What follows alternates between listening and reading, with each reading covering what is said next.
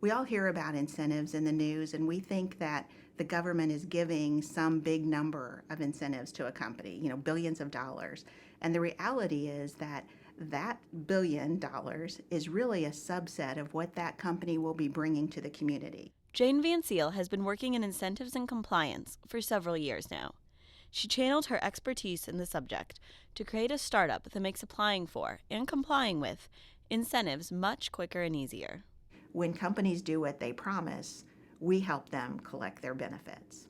They need her help, she says, because there's a lot of paperwork, record keeping, and reporting involved. It's a pretty stringent process, and the company has to prove that it will have a significant return on investment to the taxpayers.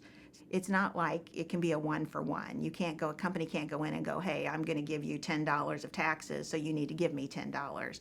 I've got to prove that I'm going to give you a whole lot more than you're going to give me back.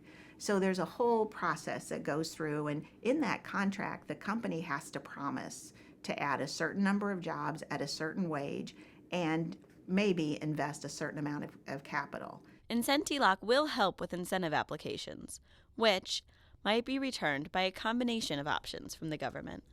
There are many tools besides tax rebates that might be offered, making the deal and later compliance all the more complicated.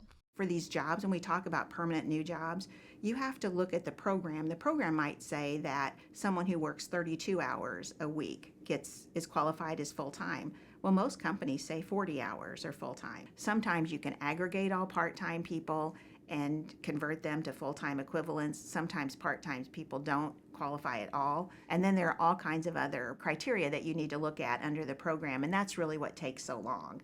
So as I did it so many times and my Excel file would blow up, I just decided this is craziness, not doing it anymore, so I developed a software.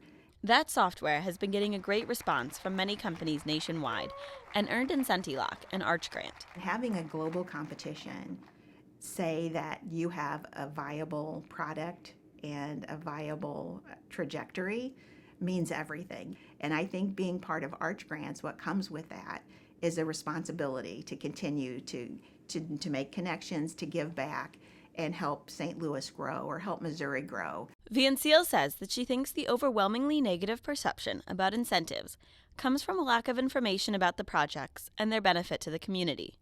There's a nice golden shovel picture at the beginning, but then we rarely hear more, unless the project goes bad. It's not just the promise, they have to make good on it. And as taxpayers, we want this kind of accountability because we are agreeing to give companies incentives for adding full-time permanent jobs with benefits at an average wage that's equal to or someplace close to the county average, and this software makes sure that that happens.